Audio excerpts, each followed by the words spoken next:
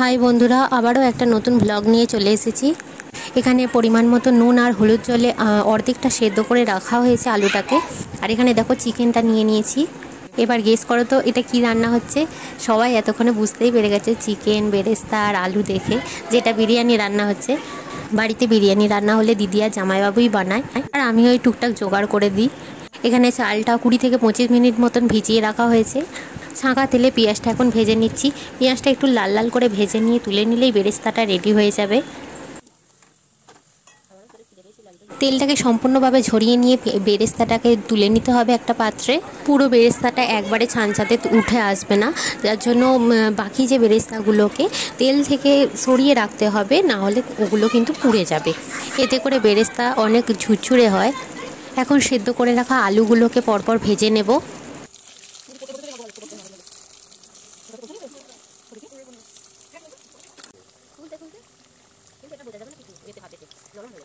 এইবার দিদি কড়াইতে তেল গরম করে গোটা গরম মশলা দিয়ে দিল, যেমন তেজপাতা, লবঙ্গ, দারচিনি, এলাচ আর দুটো শুকনো লঙ্কা।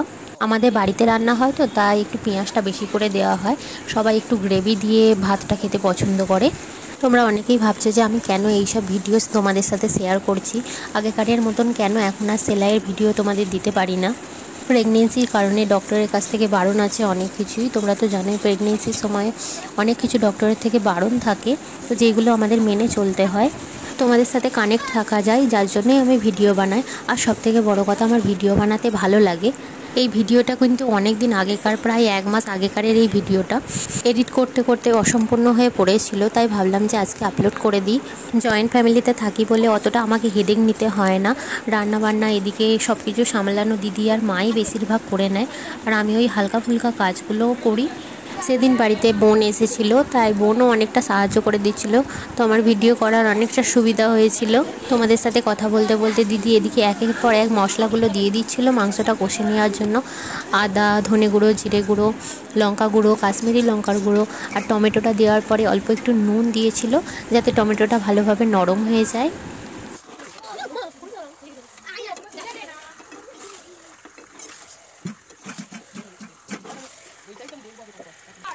দেখো কষার পর মাংসটা কত সুন্দর দেখতে লাগছিল, দেখেই মনে হচ্ছিল কতটা সুন্দর হয়েছে। আর দিদি জামাইবাবু এত সুন্দর বিরিয়ানিটা বানায় যে বলার কথা নয়।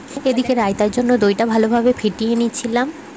বড় হাঁড়িতে জল গরম করে দুটো তেজপাতা, এলাচ, দারচিনি, লবঙ্গ, সব গোটা গরম মশলাগুলো দিয়ে দিলাম।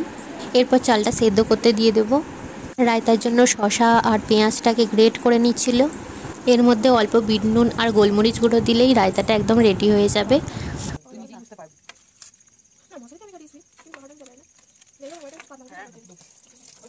আলুটা কিন্তু গ্যাস কমিয়ে ভাজতে হবে, যাতে অর্ধেকটা সেদ্ধ ওখানেই হয়ে যায়। আর এদিকে দেখো বেরেস্তাটা কত ঝুরঝুরে হয়েছে। এদিকে দিদি স্যালাডগুলো একের পর এক সাজিয়ে নিল। এদিকে মাংসটাও কষানো রেডি হয়ে গেছে, এবার শুধু চালটা সেদ্ধ হওয়ার পালা।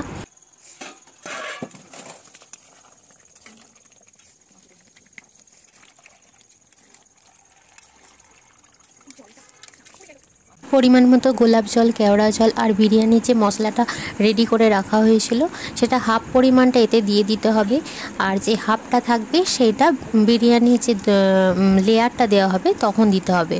কিছুটা পরিমাণ খোয়া ক্ষীর গ্রেট করে নিতে হবে, এতে বিরিয়ানির স্বাদটা অনেকটা বেড়ে যায়।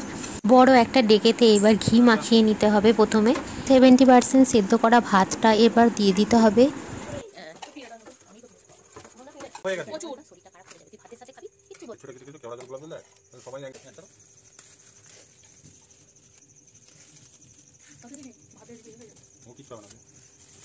ঝুরঝুরে বেরেস্তাটা ভাতের ওপরে ছড়িয়ে দিতে হবে।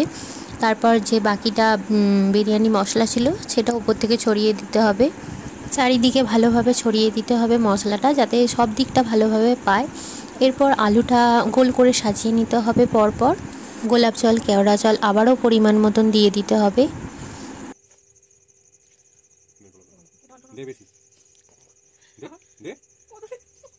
গোলাপ জলই বেশি দিতে হয়। দে 2 চামচ, দে 1 চামচ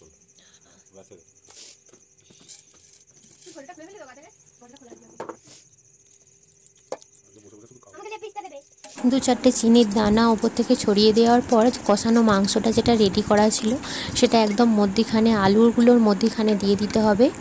পরিমাণ মতো দুধ নিয়ে নিতে হবে, এর মধ্যে কিছুটা মিঠা আতর দিয়ে চারিদিকে দুধটা ছড়িয়ে দিতে হবে।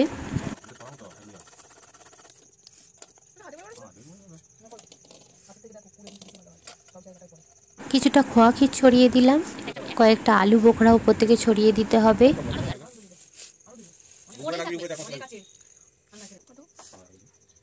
আবারও সেমভাবে ভাত প্রথমে দিয়ে দিতে হবে লেয়ারের জন্য, ওপর থেকে বেরেস্তা বিরিয়ানির মশলাটা দিয়ে দিতে হবে, কিছুটা কেওড়া জল গোলাপ জল আবারও দিতে হবে।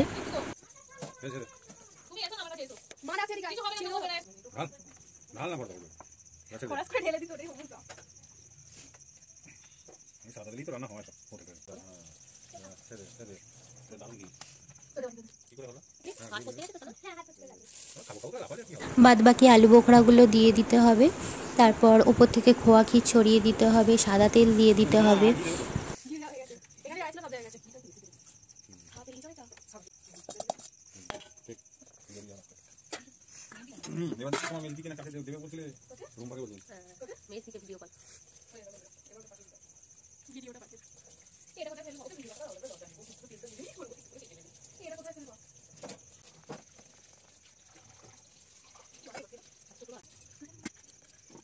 দশ থেকে 15 মিনিটের জন্য দমে রাখতে হবে, তারপর কিছুটা রেস্ট রাখতে হবে 10 মিনিট, তারপরেই ঢাকনাটা খোলার পালা।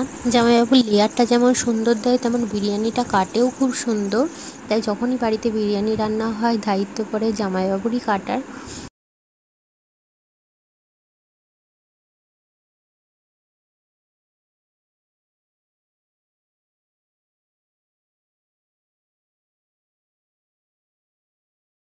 চলো আর কথা না বাড়িয়ে এবার খাওয়ার পালা। দেখেছো ভাতটা কতটা ঝুরঝুরে হয়েছে, দেখতে যেমন সুন্দর হয়েছে খেতেও তেমন সুন্দর হয়েছিল। কিন্তু তোমরাও একবার বাড়িতে ট্রাই করে দেখো, তোমাদের অনেক ভালো লাগবে।